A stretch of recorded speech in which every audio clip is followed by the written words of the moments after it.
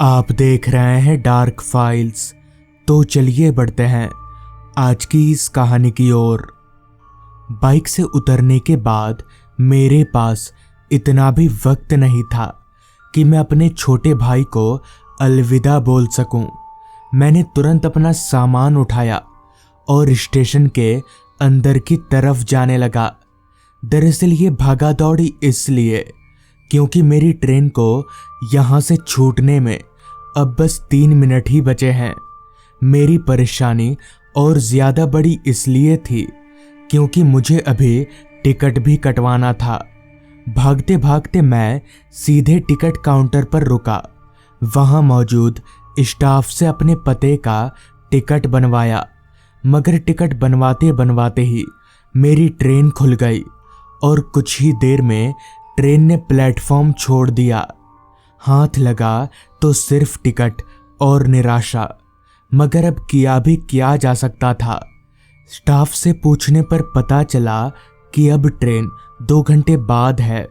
अपनी किस्मत को कोसता हुआ मैं प्लेटफॉर्म पर जाकर बैठ गया जहां मेरी ट्रेन आने वाली थी। तब घड़ी में रात के 11 बज रहे थे, यानी अब मेरी ट्रेन के आने का समय था, रात के 1 बजे का। हालांकि 2 घंटे उस प्लेटफॉर्म पर बैठना मुश्किल काम नहीं था, मगर मोटे मोटे मच्छरों के बीच इतना आसान भी नहीं था। कुछ देर तक तो स्टेशन पर एक आध लोगों की चहलकदमी होती रही, मगर जैसे जैसे रात घनी होती गई स्टेशन पर मौजूद लोग जैसे गायब से होने लगे। एक वक्त ऐसा भी आया जब उस प्लेटफॉर्म पर मेरे अलावा मुझे कोई नजर नहीं आ रहा था। जहां तक मेरी नजर जा रही थी सिर्फ खाली पड़े बेंच और टिमटिमाती लाइटें ही नजर आ रही थी।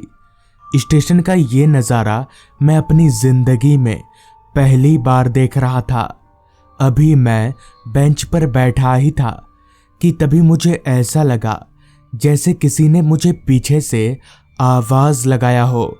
मैं तुरंत पीछे पलटा, मगर पीछे कोई नहीं था, ना कोई इंसान और ना ही इंसान की जात। पर अगर कोई पीछे है ही नहीं तो फिर आवाज किसने लगाया? खैर, मुझे लगा शायद ये मेरे मन का वहम होगा और फिर मैं आगे देखने लगा। अभी मैं आगे मुड़ा ही था कि तभी मेरी नज़र सामने पटरियों पर गई तो मैंने देखा कि एक 9-10 साल का बच्चा ठीक मेरे सामने वाली पटरी पर बैठा हुआ है। वो बच्चा दूसरी ओर मुंह करके बैठा हुआ था, इसलिए मैं उसका चेहरा नहीं देख पा रहा था। मगर मुझे काफ़ी हैरानी हुई कि आखिर ये बच्चा इतनी रात गए रेल की पटरियों पर कर क्या रहा है। थोड़ा हैरान होते हुए मैंने उस बच्चे से पूछा, बेटा कौन हो आप और इतनी रात गए रेल की पटरी पर क्या कर रहे हो? मगर मेरी इस बात पर उस बच्चे ने कोई जवाब नहीं दिया। वो अपनी जगह से बिना हिले डुले रेल की पटरी पर ही उसी तरह से बैठा रहा।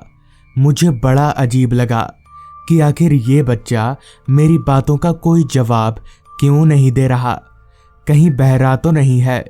ये सोचकर मैंने दोबारा उस बच्चे को जोर से आवाज लगाया, मगर तब भी कोई फायदा नहीं हुआ।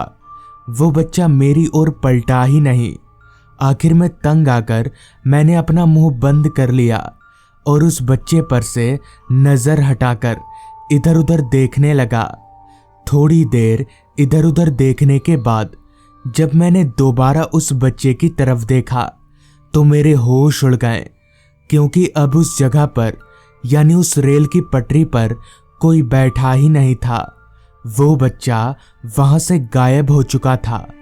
मगर कुछ ही पलों में वो बच्चा कहाँ जा सकता है, ये मेरे पल्ले नहीं पड़ रहा था। मैं अपनी जगह से उठा और पटरियों के करीब जाकर देखने लगा, मगर वो बच्चा वहां पर कहीं भी नहीं था।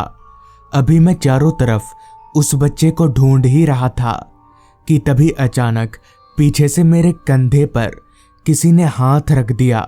वो हाथ बर्फ की तरह ठंडा था, मैं तुरंत पीछे पलटा तो पीछे का नज़ारा देखकर मेरे होश उड़ गए, क्योंकि ठीक मेरे पीछे वही बच्चा खड़ा था।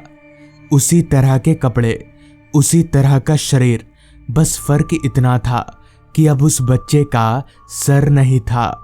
मगर ये कैसे हो सकता है? बिना सिर के कोई इंसान जिंदा कैसे रह सकता है? इसका मतलब साफ था कि वो बच्चा जिंदा नहीं है। और मैं ये भी समझ गया था कि अगर मैं यहाँ रुका तो मैं भी जिंदा नहीं बचूंगा, जिस वजह से मैंने सीधे वहां से दौड़ लगा दी और भागकर सीधे टिकट काउंटर के पास जाकर रुका।